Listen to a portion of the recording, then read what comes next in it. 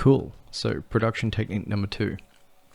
There was a few things that I wanted to try with Foley and trying to build percussion out of stuff that was not traditionally percussion. So one of the first things that I did, I had a studio session, which was one of our feedback sessions where Josh and I were in the MIDI studio, and I'd brought in just a single render of the demo that I had at the time. That was, just this really basic bounce of the song, and I wanted to try and build something as fast as I could and just experiment. So what I ended up doing was getting, I think it was Granulator, which I don't know if I've got loaded in this project still at this point, so I'll just do that really quickly here.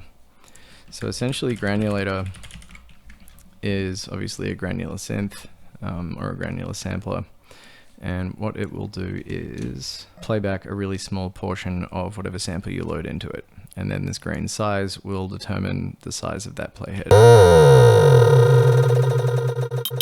And of course you can move around the file position as you do that, and then turn on scan, which will allow it to play through at various speeds.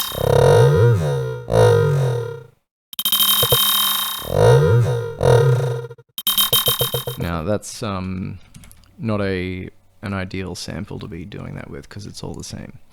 But basically what we did was I grabbed that entire stretch of it. I think actually, hang on a sec.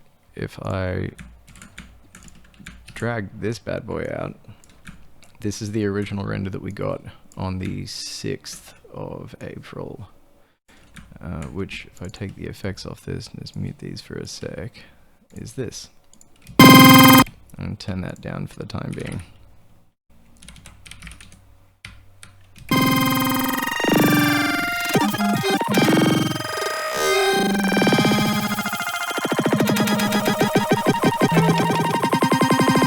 So you can see that as the song plays, I just played it back at various pitches and sort of moved about the grain size and playhead and spray and all that sort of stuff in Granulator and just recorded that out raw.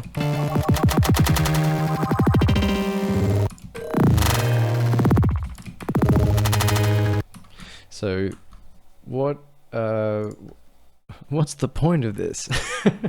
What we did from there is if you've got a slice of something, and you've got your grid set up and it's whatever BPM you want, you can make little loops. So if I grab this first little bit here and then choose a point within this sample and change the envelope on it, maybe make it a little bit sharper and shorter, and then duplicate that and then pick a different slice.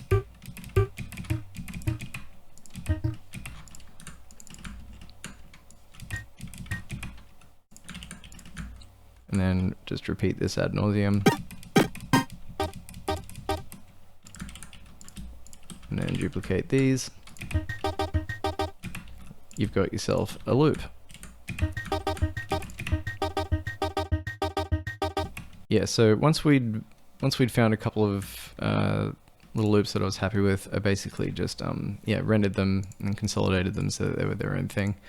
If I take the effects off this channel here, they sound like this. So that was one, and then I made these as well. I'll just loop this one so it's a little bit longer.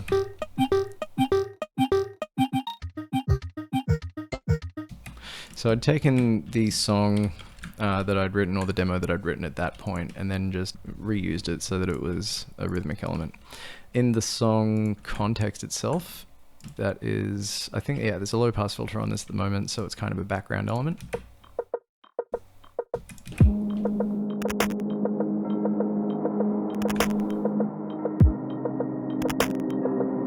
So as the song progresses, I believe it opens up at various points. Like here. Since you've awakened her again, she depends on you. She depends on you. And as well, so that technique itself, or that process, was a big part of trying to, it's just iteration really. So building percussive elements instead of going to a sample pack or loops or anything like that. It's just trying to make your own loops really quickly out of the work that you've already done, which has a couple of benefits, namely that you've got a gigantic grain slice that you can work through. These fills from that original grain sample are extremely useful. Born of you.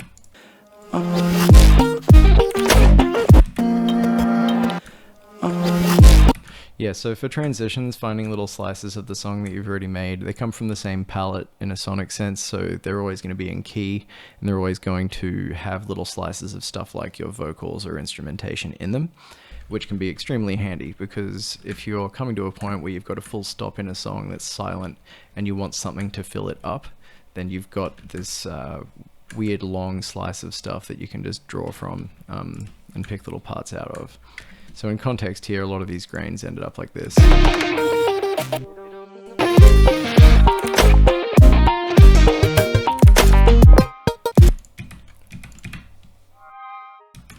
Yeah, that's one use for those grains, and the other one is obviously these repetitive ones.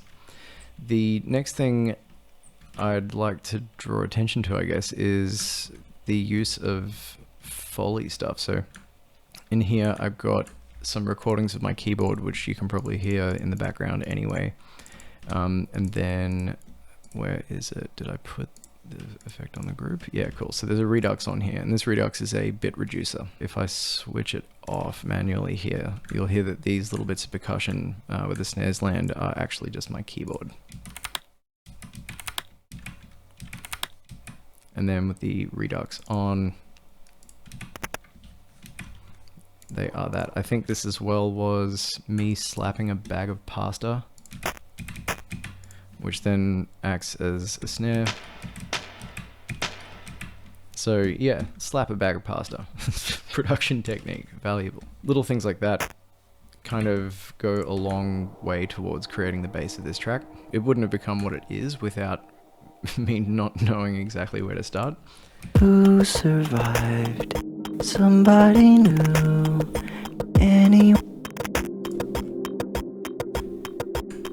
So there's one other section of this that I haven't used as much as I thought I would, but it's basically the same technique as the recording these raw grains, except that instead of that, it is using delay. So this whole chungus here is this mess, which I might turn down for safety.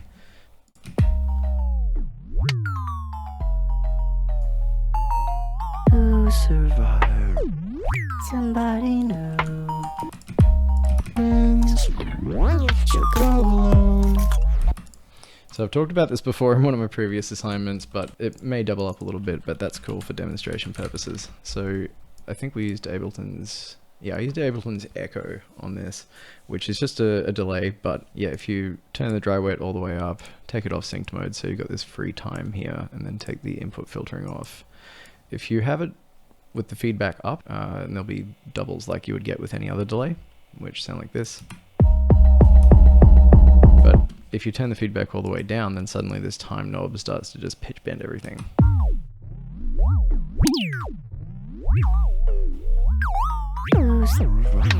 Which doing it twice is fun too, so yeah, I'll remove that. Basically this layer here functions much the same way that the grains layer does, in that if you need a little slice of something in a gap, such as that gap here, this will sound terrible, but hey, yay. You can turn warping on, looping on, and then you can select different points.